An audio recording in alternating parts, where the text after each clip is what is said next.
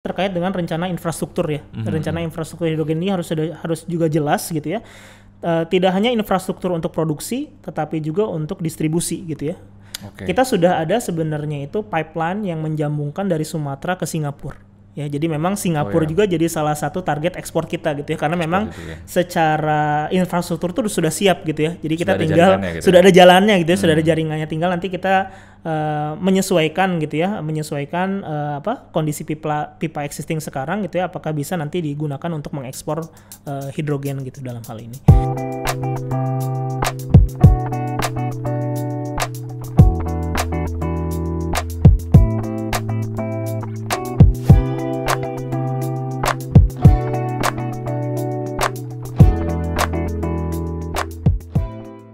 Halo Sobat Essentials, kembali lagi ke dalam podcast Pojok Energi. Kali ini podcast ini akan berjudul Masa Depan Ekosistem Hidrogen Hijau di Indonesia. Dan saya Muhammad Aulia, selaku Program Officer untuk Transisi Berkeadilan di Institute for Essential Services Reform, akan memandu jalannya podcast kita pada kali ini. Terserah teman-teman menontonnya siang, sore, malam mungkin, atau bahkan di pagi hari. Nah, untuk podcast kita pada kali ini kita akan membahas lebih lanjut tentang ekosistem hidrogen hijau di Indonesia. Dan sebagai informasi rekan-rekan, podcast ini juga juga didukung oleh British Embassy Jakarta melalui program Green Energy Transition Indonesia yang bekerjasama dengan Institute for Essential Services Reform. Untuk lebih jauh membahas terkait dengan hidrogen hijau sebagai salah satu sumber energi terbarukan yang mungkin beberapa waktu lalu perkembangannya juga semakin masif, mulai mendapat perhatian dari publik, pemerintah, dan juga sektor swasta, kita telah mengundang, di sebelah kanan saya sudah ada Bapak Wibawa Hendra Saputra, SSI, MSI, MSc, dan PhD, yang merupakan dosen dan ahli energi terbarukan, khususnya hidrogen, dari Institut Teknologi Bandung. Pak Hendra, apa kabar? Alhamdulillah baik. Ya. Mungkin ini saya panggilnya Pak Wibawa atau Pak Hendra? Pak Hendra aja ya? Ya. Oke, Pak Hendra ini dari ITB teman-teman, dan juga sudah berfokus di hidrogen cukup lama ya Pak? Mungkin sebelum kita mulai nih Pak, mungkin boleh dijelaskan dulu kira-kira Bapak sejauh ini risetnya terkait hidrogen sudah sejauh apa gitu, atau mungkin ada output khusus yang berkaitan dengan hidrogen Pak? Ya, terima kasih atas perkenalan singkatnya. Ya, selamat sore rekan-rekan sekalian ya. Nama saya Wibawa Hendra Saputra. Jadi saat ini menjadi dosen di Departemen Teknik Kimia Institut Teknologi Bandung. Saat ini fokus riset saya terkait dengan pengembangan teknologi fotokatalitik proses gitu ya, untuk salah satunya untuk menghasilkan hidrogen hijau gitu ya. Nah saat ini sudah ada beberapa riset funding juga yang saya dapatkan ya, baik itu kolaborasi antar institusi di nasional, dan juga kami berencana juga sudah mendapatkan funding dari mitra internasional, kerjasama dengan beberapa universitas di Australia, di Jepang, dan juga di Malaysia, beberapa di ASEAN begitu ya. Untuk kemudian mengembangkan suatu hub gitu ya, untuk bisa mengembangkan teknologi yang dinamakan sunlight to hydrogen conversion gitu. Boleh ulang Pak? Sunlight to hydrogen conversion. Sunlight, oke. Jadi sinar matahari ya. Jadi kita memanfaatkan sinar matahari begitu ya sebagai driving force untuk kemudian digunakan untuk mengkonversi air menjadi hidrogen begitu. Selain itu juga saya dalam hal ini juga involve gitu ya di beberapa project di Indonesia, terutama dalam penyusunan teknis SPBH gitu ya, stasiun pengisian bahan bakar hidrogen atau hydrogen refilling station, dan juga penyusunan roadmap hidrogen dan amonia nasional begitu. Mungkin ini yang menjadi salah satu dokumen yang digunakan sebagai benchmark gitu ya, untuk kemudian digunakan oleh para stakeholders di industri, di pemerintah, dan juga para akademisi untuk kemudian nanti bisa mengembangkan lebih lanjut untuk ekosistem hidrogen. Nah ini menarik banget teman-teman untuk terkait dengan roadmap hidrogen dan amonia nasional ya Pak, namanya, berarti kalau disingkat bisa RHAN gitu.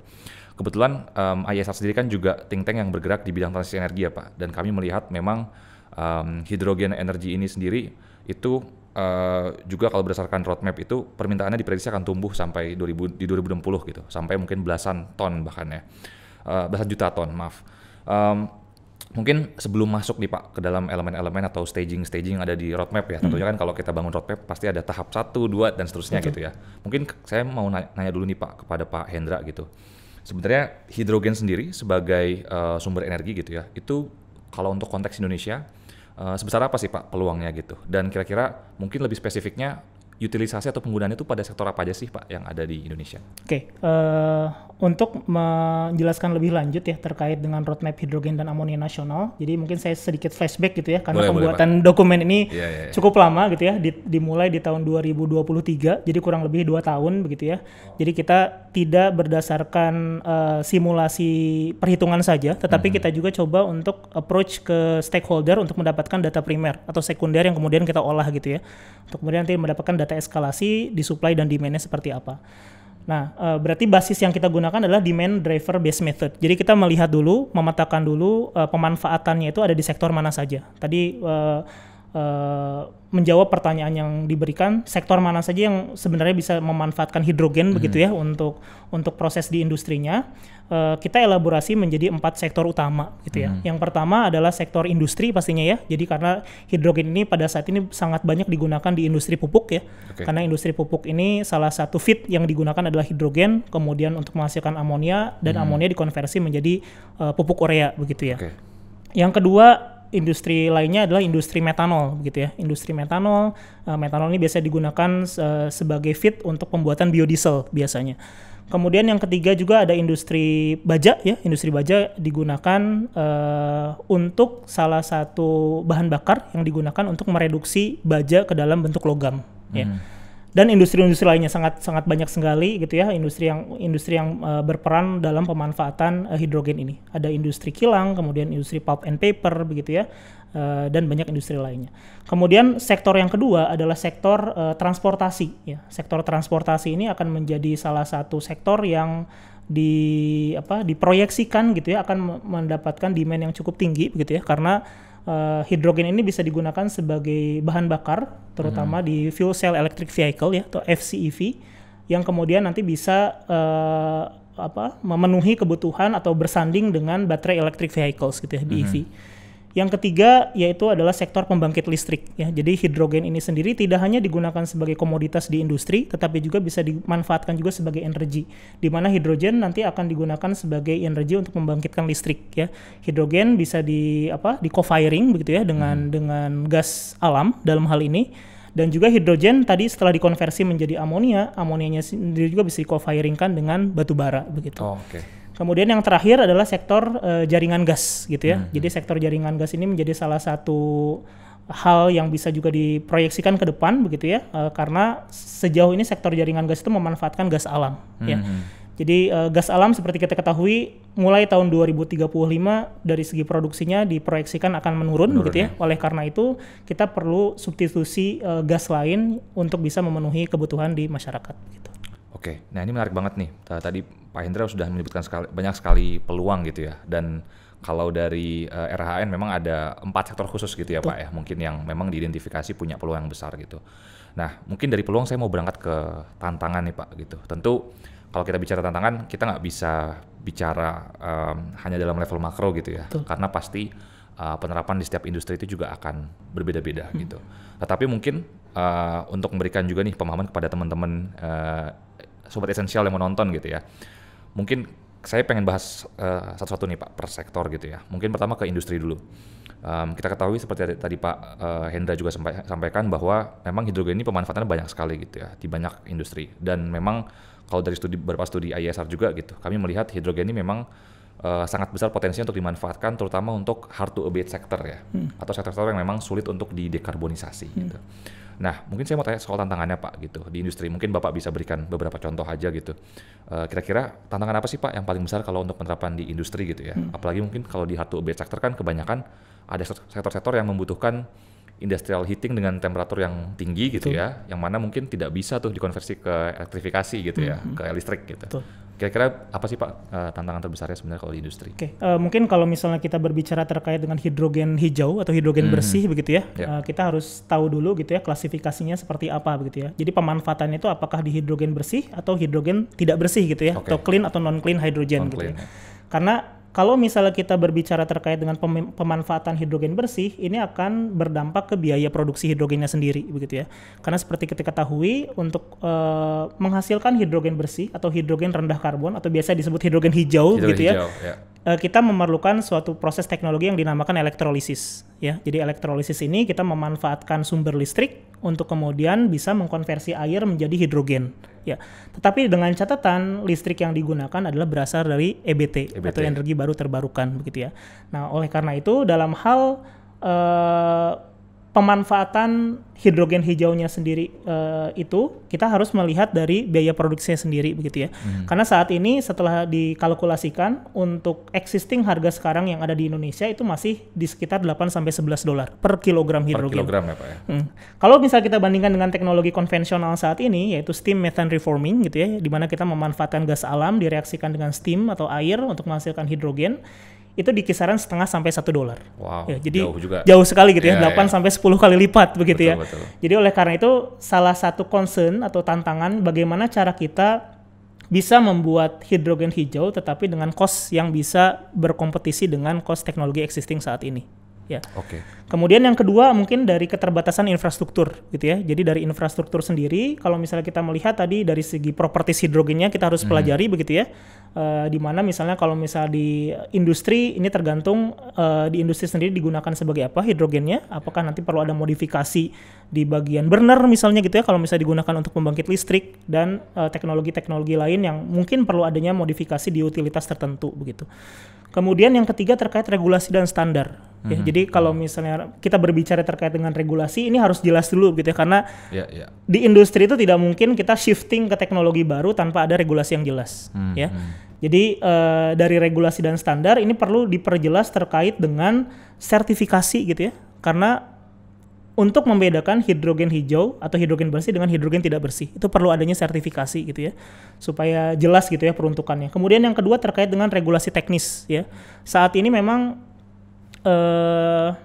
Komisi Teknis Hidrogen yang sudah dibentuk gitu ya dari BSN atau Badan Standarisasi Nasional untuk membentuk SNI-SNI yang berkaitan dengan hidrogen saat ini masih berprogres lah gitu ya untuk menyusun aturan-aturan yang untuk bisa memperjelas begitu ya penggunaan hidrogen di sektor industri atau di sektor lainnya begitu.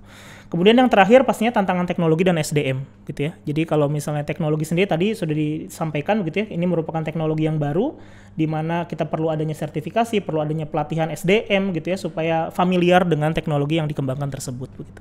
Oke. Nah, karena tadi Pak Hendra mention sedikit soal pembangkit juga ya Pak ya, karena memang sektor power dan industri ini juga sangat berkaitan gitu ya, dan seringkali solusi-solusi dekarbonisasi sektor industri itu juga berkaitan dengan dekarbonisasi sektor power gitu. Nah mungkin saya mau tanya soal hidrogen di power nih Pak. Tadi kan Pak Hendra sudah menyebutkan soal biaya produksi hidrogen ya, atau mungkin kalau di listrik kita sering kenal dengan LCOE gitu, atau kalau hidrogen ya jadinya LCOH gitu ya, levelized cost of hydrogen gitu. Nah mungkin saya mau tanya spesifik soal hidrogen hijau nih Pak. Tadi kan Bapak sudah sebutkan bahwa memang hidrogen hijau ini masih sangat mahal gitu, bisa 8-10 kali lipatnya gitu. Nah mungkin untuk spesifik Pak, dan untuk mungkin pengetahuan teman-teman juga yang menonton, sebenarnya apa sih Pak yang paling menentukan dari LCOH ini gitu, terutama mungkin untuk clean hydrogen dulu ya Pak gitu, itu apa sih yang paling menentukan? Jadi seperti yang disampaikan tadi begitu ya, kalau misalnya kita berkaca ke hidrogen hijau, itu kan teknologinya elektrolisis, di mana dia sangat bergantung sekali dengan harga listrik begitu ya. Jadi memang kalau misalnya kita menghitung LCOH atau levelized cost of hydrogen, kita perlu memperhatikan 4 aspek ya. Jadi mulai dari CAPEX, capital expenditure, OPEX, operational expenditure, kemudian ada juga pengali yang disebut dengan CRF gitu ya, atau capital factor gitu ya. Jadi di mana dia bergantung terhadap umur project dan juga discount rate gitu ya. Kemudian kita juga harus memperhatikan terkait dengan kapasitas produksi hidrogen yang ingin diinstal di tempat tersebut begitu ya. Nah, 4 aspek ini yang menjadi kunci bagaimana cara kita nanti bisa menetapkan levelized cost of hydrogen. Jadi tergantung nanti kan bisa berbeda dari sumber listrik yang digunakan begitu ya. Apakah dari misalnya dari surya atau misalnya dari angin, dari geothermal dan lain-lain, EBT yang lain begitu ya. Jadi memang faktor penentunya itu adalah dari biaya listrik dari EBT-nya. Listrik ya. Kemudian yang kedua biaya investasi awalnya, CAPEX-nya. Jadi nanti kita harus melihat juga jenis electrolyzer begitu ya. Jadi electrolyzer itu yang digunakan untuk mengelektrolisis tadi air menjadi hidrogen. Nah itu ada beberapa jenis, cukup banyak sekali, dan kita harus melihat juga efisiensinya gitu ya, efisiensi konversi dari listrik menjadi hidrogen itu berapa. Kemudian yang ketiga juga dari skala ekonomi dan utilitas kapasitas produksi tadi yang saya sampaikan. Dan yang terakhir adalah kebijakan fiskal dan insentif pemerintah. Jadi memang kalau dari harga tadi belum berkompetitif begitu ya. Jadi perlu adanya dorongan dari pemerintah supaya stakeholders juga bisa bergerak begitu ya, mulai menginisiasi di fase awal ini begitu ya untuk bisa mengembangkan hidrogen hijau ke depannya. Begitu. Baik. Lengkap sekali tadi jawabannya Pak Hendra. Cuma mungkin saya mau tanya sedikit soal, ini masih berhubungan dengan sektor power ya Pak. Yeah. Tadi kan Bapak juga bilang tentang salah satu faktor penentunya adalah kapasitas produksi gitu. Dan mungkin kalau kita bicara dari sisi demand gitu ya Pak, salah satu utilisasi hidrogen ini kan juga sebagai energy storage. Namun kita tahu sendiri dari penjelasan tadi Pak Hendra juga bahwa proses dari elektrolisis gitu ya, air dikonversi menjadi hidrogen gitu, itu juga membutuhkan energi sendiri, yang mana kalau dari EBT menjadi green hydrogen. Nah, sementara berarti kan ada energy loss ya Pak, ketika dikonversi ke storage, dan kemudian ketika storage itu dipakai, misalnya ketika EBT ini dibutuhkan melakukan curtailment misalnya gitu ya, untuk mengkompensasi itu kan berarti ada energy loss di situ ya Pak. Dan kemudian kita juga lihat nih ada beberapa teknologi lain yang berkembang selain hidrogen, misalnya BESS ya, atau Battery Energy Storage System gitu. Nah sebenarnya kalau dari pandangan Pak Hendra sendiri gitu, apa sih keunggulan hidrogen sebagai storage dibandingkan dengan battery misalnya ya, atau BESS gitu. Dan karena ini nanti mungkin juga akan berhubungan dengan pertanyaan terkait transport ya Pak. Karena tadi juga Bapak sempat mention akan mungkin bisa jadi kompetisi nih antara FCEV dengan BEV. FCEV dengan BEV gitu ya.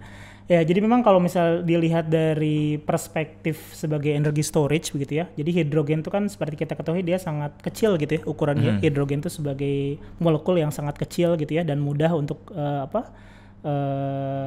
dihasilkan lah begitu ya. Dan juga dia memiliki densitas yang cukup tinggi begitu ya. Nah, dalam hal ini kalau misalnya kita berbicara terkait dengan penyimpanan, jadi tergantung juga dari kapasitas penyimpanan yang nantinya tuh akan digunakan begitu ya. Hidrogen sendiri itu bisa menjadi energy carrier yang tadi disampaikan ya, karena kalau misalnya kita melihat, jadi harus berpikir juga bahwa kalau misalnya kita gunakan di sektor pembangkit listrik begitu ya, kita menghasilkan hidrogen hijau membutuhkan listrik, tetapi di akhir kita konversi hidrogen menjadi listrik gitu. Betul. Ya. Nah ini perlu ada perhitungan yang jelas gitu ya. Jadi seberapa banyak tadi ya dari segi listrik menjadi hidrogen konversinya berapa, kemudian nanti dari hidrogen menjadi listrik konversinya juga berapa gitu ya. Jadi supaya bisa dalam hal ini dikatakan menguntungkan begitu ya. Jadi memang di sini perlu ada perhitungan kalkulasi yang cukup jelas. Tetapi kalau misalnya kita berkaca juga dari target gitu ya. Jadi kalau misalnya target tadi di sektor pembangkit listrik, kita berkaca hidrogen ini akan mulai digunakan di co-firing 2050. 2050 ya. 2060 tuh targetnya bahkan sampai 28 gigawatt. Itu sangat tinggi sekali begitu ya. Nah, oleh karena itu di sini perlu adanya fase-fase yang dibuat begitu ya. Mulai dari inisiasi, kemudian pengembangan, kemudian akselerasi nantinya begitu. Sama halnya juga dengan amonia begitu ya. Jadi amonia itu biasanya kita gunakan sebagai hydrogen carrier juga begitu ya. Jadi amonia ini bisa kita gunakan sebagai penyimpan hidrogen. Karena kenapa? Hidrogen kalau misalnya kita bawa dalam bentuk gas, ditransportasikan itu akan sangat rugi begitu ya kalau misalnya kita kalkulasi secara ekonomi. Jadi biasanya entah itu dikonversikan menjadi liquid product, jadi misalnya amonia, asam format dan lain-lain begitu ya, supaya nanti pada saat transportasinya itu lebih menguntungkan, terkait dengan cost yang akan dihasilkan juga akan lebih optimum begitu ya. Ya ini juga perlu menjadi salah satu konsiderasi lah begitu ya untuk bisa dikembangkan lebih lanjut nanti terkait dengan jenis storage-nya begitu. Jenis storage-nya ya. Dan tadi juga dari sisi transport tuh ternyata bisa game changing ya Pak. Maksudnya ngaruh banget ternyata ya. Kalau dia di transport sebagai amonia atau NH3 ya betul. Ya NH3 betul. Dan ketika sebagai hidrogen sendiri ya Pak ya. Kalau boleh tahu Pak, mungkin dari teman-teman ITB apakah sudah ada kalkulasi Pak kayak perbedaan cost of transportnya mungkin ketika dia sebagai amonia dan sebagai hidrogen? Kalau dari perhitungan detailnya belum ada begitu ya. Kalau dari yang kami lakukan begitu, tetapi memang dari rule of thumbs yang ada begitu ya. Jadi amonia itu memang lebih menguntungkan karena dia dalam hal penyimpanan dan storage-nya juga akan lebih banyak gitu ya pengangkutannya. Dibandingkan dengan hidrogen yang kita bawa dalam bentuk fasa gas gitu. Jadi amonia biasanya disimpan dalam fasa liquid begitu liquid ya. Liquid. Oke. Ya. Menarik nih Pak kalau soal power ya, berarti kan juga salah satu tantangannya adalah untuk bikin hidrogen hijau yang masif dan berkembang gitu ya, itu juga butuh deployment EBT dulu gitu ya Pak ya. supaya jumlahnya bisa kompetitif gitu. Nah mungkin ini masih dari RHAN Pak, tadi transport juga sempat kami singgung ya Pak, dan tadi di depan Pak Hendra juga sempat menjelaskan bahwa nanti itu FCEV permintaan maupun produksinya juga diproduksi akan meningkat gitu ya, bahkan compare to battery EV gitu. Namun kalau kita lihat juga kan sekarang mungkin di jalanan ya, di kota besar di Indonesia gitu ya, di Jakarta, Bandung, Surabaya mungkin itu sudah mulai banyak sekali battery EV gitu, dan infrastrukturnya juga mulai terbangun. Mulai ada apa namanya charging station di banyak tempat gitu, terutama di kantor-kantor PLN juga mungkin ya di setiap daerah. SPKLU ya kita SPKLU betul. Saya tadi nyari termnya apa ya. Nah sebenarnya kan hidrogen ini kan agak berbeda ya Pak, secara teknologi gitu. Hidrogennya di charge atau disuntikan gitu ke dalam kendaraan, baru kemudian ada proses menggunakan fuel cell untuk mentransformasi itu jadi listrik gitu Pak. Nah mungkin kalau dari RHAN sendiri Pak, atau mungkin dari hitungan teman-teman ITB gitu, bagaimana sih mungkin pertanyaan lebih kepada apakah nantinya FCEV juga akan berkembang sebagaimana BEV sekarang gitu, atau apakah sebenarnya nanti justru akan berkompetisi gitu ya antara BEV dengan FCEV. Oke. Ya kalau kita berbicara fuel cell electric vehicles yang memanfaatkan hidrogen sebagai bahan bakar gitu ya, berdasarkan proyeksi yang dilakukan oleh Kementerian Perindustrian, itu di tahun 2030 itu akan ada 3.000 kendaraan FCEV begitu ya. 3.000 kendaraan 3.000 kendaraan FCEV. Nah, tetapi dalam hal ini proporsi FCEV itu biasanya digunakan untuk heavy load vehicles. Jadi biasanya untuk truk gitu ya, untuk bus yang dia itu memiliki jarak tempuh yang cukup jauh biasanya. Jadi untuk passenger car biasanya memang kecenderungan BEV, orang akan menggunakan BEV begitu ya. Jadi memang ada marketnya masing-masing gitu ya. Tetapi tidak bisa dipungkiri juga bahwa passenger car ini akan berkembang gitu ya. Setelah nanti berkembangnya infrastruktur. Karena kan kita harus pastikan dulu gitu ya infrastrukturnya siap seperti SPBH gitu ya. Meskipun dari segi jarak gitu ya, kalau misalnya kita berbicara rule of thumb, dari segi jaraknya itu hidrogen ini akan lebih efisien gitu ya. Jadi karena 1 kg hidrogen itu bisa menempuh 100 km. 1 kilogram hidrogen untuk 100 km. 100 km gitu ya. Jadi biasanya kalau misalnya kita tadi, makanya oleh karena itu FCEV ini lebih cocok untuk kendaraan-kendaraan jarak jauh lah gitu ya, untuk kendaraan-kendaraan besar. Tetapi kalau misalnya kita berbicara terkait dengan efisiensi, atau kita sebut biasanya well to wheel efisiensi gitu ya, karena kalau misalnya kita komparasi antara baterai electric vehicles dan FCEV, kalau baterai kan cukup sederhana gitu ya prosesnya ya. Jadi karena kita hanya charging station dari listrik gitu ya menjadi baterai, kemudian nanti baterainya sendiri kita gunakan sebagai storage untuk bisa nanti menggerakkan mobil gitu ya. Nah kalau misalnya FCEV ini kan sangat kompleks gitu ya. Kalau misalnya kita lihat dari hulunya gitu ya, gimana kita nanti memproduksi hidrogennya, kemudian hidrogennya dikompresi ya, karena di kendaraan-kendaraan FCEV itu rata-rata tekanan yang bisa digunakan itu 350 sampai 700 bar. Itu sangat tinggi sekali begitu ya. Jadi oleh karena itu dari aspek safety juga di sini perlu adanya standar yang cukup jelas untuk mengatur itu begitu ya. Oleh karena itu sekarang juga Komisi Teknis Hidrogen mereka mencoba untuk menyusun bejana bertekanan khusus untuk pemanfaatan hidrogen untuk sektor transportasi, supaya nanti ada benchmarking yang jelas begitu ya, yang digunakan gitu ya, standar yang jelas oleh para stakeholders yang ingin mengembangkan kendaraan-kendaraan berbasis FCEV begitu. Baik, kalau dari RHAN Pak, berarti tadi yang 3.000 itu 2.000 berapa tadi ya? 2030 ya? 2030 targetnya, sudah ada 3.000, dan 3.000 itu kebanyakan apa istilahnya tadi, heavy duty and long vehicles ya. Vehicles ya gitu. Nah, mungkin ini juga pertanyaan saya ya Pak, karena heavy duty vehicles ini kan juga mungkin include selain truk mungkin ya, dan mungkin banyak kendaraan alat berat mungkin juga ya, gitu. Mungkin juga public transport gitu Pak. Atau bahkan mungkin saya juga pernah lihat beberapa kajian ada yang mention soal maritime transport seperti ferry gitu.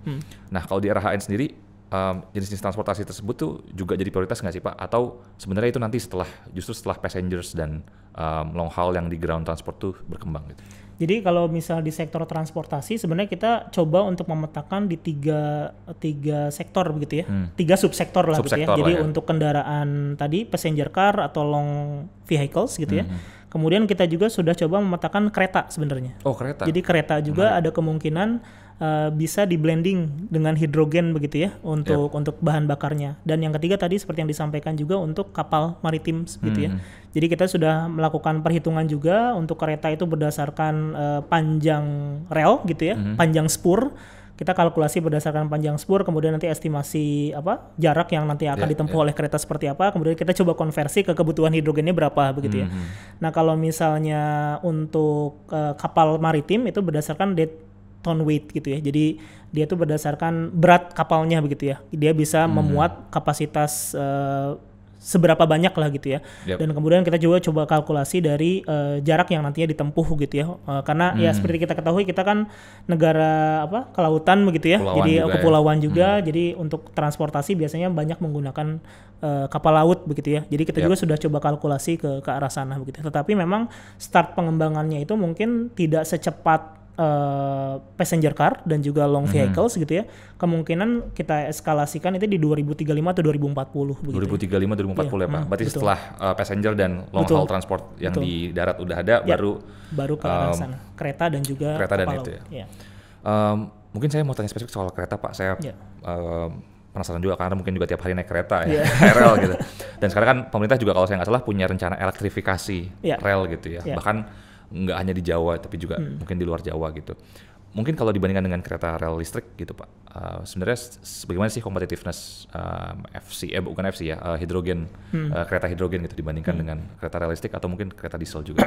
Ya sebenarnya basisnya sama kan, ini basisnya fuel cell begitu ya. Ujung-ujungnya juga kayak semacam persaingan antara battery electric vehicles gitu ya dengan FCEV gitu ya. Tapi ini perspektifnya kita menggunakan kereta gitu ya sebagai sektor transportasi. Tapi memang kalau misalnya kita melihat tadi ya dari rule of thumbs-nya sendiri, memang kalau dari well to wheel efisiensinya FCEV itu memang lebih rendah. Karena tadi kita lihatnya perspektifnya dari hulu ke hilir gitu ya, bagaimana hidrogen diproduksi, kemudian nanti ada konversi ke listrik gitu ya. Menggunakan listrik untuk kemudian nanti dikonversikan menjadi hidrogen, hidrogennya kemudian dikonversi lagi ke listrik, listriknya baru nanti digunakan untuk menggerakkan kendaraan begitu ya. Nah, sedangkan kalau baterai kan lebih singkat lah tadi ya dari segi prosesnya begitu ya. Jadi memang kita harus melihat juga dari densitas energi yang dihasilkan gitu ya. Jadi memang di sini perlu ada perhitungan kajian yang lebih detail begitu ya, karena memang di RHAN ini kita hanya lakukan perhitungan secara general gitu ya. Jadi memang belum mendetail, kita hanya menghitung kebutuhannya saja, tapi belum mendetail terkait dengan seberapa efisienkah ketika kita komparasikan antara electric vehicle yang berbasis baterai dan juga fuel cell begitu. Oke, menarik sekali Pak Hendra. Nah mungkin kalau dari RHAN ada satu lagi nih Pak, sektor yang juga disebutkan yaitu hidrogen sebagai komoditas atau hidrogen sebagai komoditas ekspor lebih tepatnya mungkin ya. Berarti kan kalau bicara ekspor gitu ya, kita juga kalau teman-teman yang mungkin pernah mengikuti isu-isu perdagangan gitu ya, kadang-kadang produksi barang dan jasa itu juga bergantung dengan comparative advantage yang ada di kita gitu. Nah menurut Pak Hendra mungkin atau hitung-hitungan di RHAN ya gitu, sebenarnya seberapa jauh sih atau mungkin seberapa bersaing gitu ya Indonesia nih sebagai produsen hidrogen gitu atau eksportir hidrogen gitu dibandingkan dengan negara-negara lainnya gitu ya. Karena kami lihat juga beberapa negara seperti mungkin tetangga juga ya, beberapa Australia gitu misalnya atau negara lain juga sudah ada yang mengembangkan ekosistem hidrogen gitu dan mungkin juga mereka proyeksi sebagai eksporter gitu. Itu juga sudah start lebih awal juga mungkin.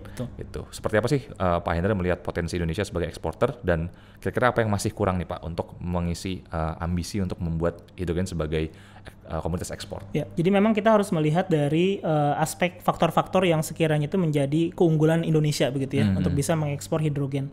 Jadi di sini kita coba elaborasikan ada 4 poin begitu ya. Yang pertama tuh dari sumber energi terbarukannya. Seperti kita ketahui kan kita sangat berpotensi untuk mengembangkan PLTS gitu ya, PLTB atau dari Bayu, dari mikrohidro gitu ya, geothermal dan lain-lain. Itu pemetaannya sudah cukup banyak dan juga cukup berpotensi begitu ya. Betul. Dan setelah kita hitung dari elektrolisis atau dari hidrogen hijau yang akan dikembangkan itu hingga tahun 2060 akan mencapai sekitar 15 juta gitu ya, 15 juta ton per tahun di tahun 2060. Sedangkan pemanfaatan itu sekitar 11,8 juta ton. Oke, jadi masih ada gap 3 sampai 4 juta begitu ya. Nah, ini ekses ini yang diproyeksikan nanti akan diekspor gitu ya. Jadi harapannya kebutuhan domestik yang sudah terpenuhi begitu ya dan sisanya bisa diekspor. Jadi memang untuk ekspor sendiri memang target kita adalah negara-negara yang dekat ya. Jadi kalau misalnya kita lihat dari peta demografi juga Indonesia kan cukup strategis gitu ya. Betul. Sebagai hub gitu ya. Jadi memang kalau di RHAN itu kita akan memetakan atau akan play role sebagai hydrogen hubs gitu ya di dunia gitu ya. Karena kita sangat strategis sekali untuk bisa menjadi hub di dunia untuk hydrogen production dan juga untuk ekspor begitu ya. Nah, yang kedua adalah terkait dengan ketersediaan lahan dan pelabuhan ekspor. Ya, jadi memang ini juga perlu menjadi concern begitu ya, karena tadi kalau basisnya elektrolisis kita memanfaatkan dari PLTS gitu ya. Nah, PLTS sendiri ini menjadi salah satu concernnya adalah kita butuh lahan yang cukup banyak. Ya. Nah, sekarang makanya dikembangkan di Cirata itu ada PLTS terapung ya, floating PV gitu ya. Di mana kita tetap bisa menginstall PLTS tetapi tidak mengambil lahan di darat gitu ya. Nah, itu salah satu hal yang bisa dikembangkan ke depannya. Kemudian yang ketiga terkait dengan targeted market gitu ya. Di mana kita sangat dekat sekali dengan pasar di Asia Timur gitu ya. Asia Timur. Jadi salah satu potensi negara yang kemudian bisa jadi target untuk ekspor, kita sudah petakan juga ada Jepang, ada Korea, ada Cina dan India gitu ya. Jadi 4 negara ini yang kita coba untuk targetkan sebagai target eksportir kita gitu ya. Kemudian yang terakhir juga terkait dengan rencana infrastruktur ya. Rencana infrastruktur hidrogen ini harus juga jelas gitu ya. Tidak hanya infrastruktur untuk produksi, tetapi juga untuk distribusi gitu ya. Kita sudah ada sebenarnya itu pipeline yang menjambungkan dari Sumatera ke Singapura. Ya, jadi memang Singapura juga jadi salah satu target ekspor kita gitu ya, karena memang secara infrastruktur tuh sudah siap gitu ya. Jadi kita tinggal sudah ada jalannya gitu ya, sudah ada jaringannya, tinggal nanti kita menyesuaikan gitu ya, kondisi pipa existing sekarang gitu ya, apakah bisa nanti digunakan untuk mengekspor hidrogen gitu dalam hal ini. Nah, untuk tantangannya sendiri gitu ya, tadi seperti yang saya jelaskan, terkait dengan regulasi dan insentif. Ini sangat perlu untuk dikaji lebih lanjut begitu ya. Karena tadi regulasi itu targetnya 2030 selesai, rampung. Jadi kita masih punya 5 tahun untuk bisa mematangkan regulasi mulai dari tadi ya sertifikasi, keselamatan dari aspek safety gitu ya. Kemudian juga dari technical specifications-nya juga gitu ya. Jadi memang kalau misalnya kita elaborasi lebih lanjut, Komtek Hidrogen ini dia punya target untuk setiap tahunnya. Tahun 2024 sudah ada 3 SNI yang terbit. 3 SNI 3 SNI sudah terbit. Tahun 2025 sekarang itu targetnya 6. 2026 targetnya 8 gitu ya. Jadi memang sampai 2029 itu ada 30 standar yang akan dipublish begitu ya. Nah, harapannya itu bisa tercapai begitu. Berarti 30 ini juga lagi ada yang dalam proses juga ya, Betul, Pak? Betul, ada yang sedang ongoing ya, ongoing. Oke. Saya mau bahas tentang safety mungkin ya. Tadi karena Pak Hendra salah satu yang juga ditekankan adalah soal aspek safety ini yang sedang dikembangkan gitu. Karena ini juga mungkin jadi standar yang kadang-kadang untuk orang yang, saya juga dari background yang awam mungkin Pak tentang hidrogen gitu.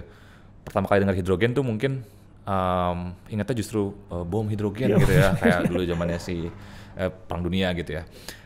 Tapi sebenarnya kalau untuk pengembangan di sektor power, industri, transport dan juga mungkin sebagai komoditas gitu ya, sebenarnya dari aspek safety itu apa sih Pak yang paling perlu ditekankan lebih dulu gitu dari pemerintah gitu? Apa sih yang perlu paling awal di-clearkan sebenarnya? Jadi memang tadi ya terbagi menjadi 3 aspek gitu ya. Mungkin kalau dari segi safety sendiri penekanan itu lebih ke penggunaannya gitu ya. Penggunaan mulai dari hulu ke hilir ya. Jadi dari segi produksinya tadi ya, produksinya itu kan kita menggunakan elektrolisis gitu ya. Nah, kita harus mempelajari juga dari teknologi elektrolisis itu kira-kira aspek safety yang perlu dikembangkannya seperti apa. Dari segi distribusi dan transportasi tadi ya, kita ingin transportasikan hidrogen ini dalam bentuk apa, itu juga sangat penting begitu ya. Kemudian dari sektor pemanfaatannya gitu ya. Jadi kalau misalnya tadi pemanfaatan untuk di sektor pembangkit akan berbeda dengan sektor di transport gitu ya, dari segi kondisi operasinya. Jadi tadi dari sektor transport itu kan mainnya di tekanan 350 sampai 700 bar misalnya gitu ya. Jadi bejana yang sangat bertekanan. Nah, oleh karena itu dalam hal ini perlu adanya pengembangan standarisasi nasional gitu ya. Jadi saat ini sedang ongoing tadi penyusunan SNI untuk bejana bertekanan. Karena untuk existing sekarang hidrogen ini sebenarnya bukan barang baru ya. Karena hidrogen ini kan sudah banyak juga digunakan di pupuk gitu ya. Dan juga sudah banyak lah dimanfaatkan juga. Tetapi yang baru di sini adalah teknologi produksinya sebenarnya gitu ya. Teknologi produksinya dan juga sektor pemanfaatan yang lebih meluas gitu ya, tidak hanya di komoditas industri tetapi tadi masuk ke pembangkit, masuk ke transport gitu ya, masuk juga ke jaringan gas gitu. Jadi memang kita perlu melihat perspektif dari hulu ke hilirnya, di mana untuk setiap sektor pemanfaatan dan juga dari teknologi produksinya itu pasti punya aspek safety yang perlu diperhatikan begitu. I see. Ya. karena tadi Pak Hendra mention sedikit soal hilir nih, saya jadi ingat soal program hilirisasi pemerintah gitu ya. Mungkin kan kalau sekarang ini mungkin agak balik juga tadi nih ke sektor transport dan industri gitu ya. Kalau kita lihat di sektor di EV misalnya gitu, pemerintah ada program untuk hilirisasi BEV, dari nikel ke ferronikel ke baterai kemudian ke EV gitu. Mungkin pertanyaan saya juga untuk hidrogen ini kan sebenarnya tadi Bapak juga banyak sebutkan ada infrastruktur dan teknologi penunjang yang memang memungkinkan produksi hidrogen gitu. Salah satu yang mungkin paling penting adalah electrolyzer gitu, dan itu juga ada banyak jenisnya gitu. Mungkin selain Indonesia sebagai eksporter hidrogennya itu sendiri sebagai komoditas gitu, bagaimana pandangan Bapak terhadap teknologi-teknologi penunjang produksi hidrogen di Indonesia gitu? Apakah kita juga punya potensi untuk bisa juga ikut memproduksi teknologi tersebut gitu ya? Apalagi juga green hydrogen itu sendiri juga sangat dipengaruhi oleh harga electrolyzer gitu. Apakah itu akan berkaitan gitu? Dan kira-kira gimana sih potensi Indonesia untuk bisa juga menjadi produsen gitu ya? Atau menghilirisasi gitu ya dari sisi teknologinya gitu, tidak hanya dari produksi hidrogennya saja. Jadi memang dalam hal ini teknologi untuk menghasilkan hidrogen bersih itu sangat penting ya. Tadi salah satunya tuh kalau misal di era HN tuh ada 4 approach ya yang kita gunakan sebagai supply gitu ya. Yang pertama elektrolisis tadi ya, elektrolisis kita memanfaatkan listrik untuk menghasilkan hidrogen. Yang kedua tidak hanya elektrolisis, sebenarnya kita ada gasifikasi. Gasifikasi bisa gasifikasi biomasa atau gasifikasi batu bara gitu ya. Nah itu bisa kita manfaatkan itu, tapi concern dari gasifikasi tetap akan menghasilkan CO2 gitu ya.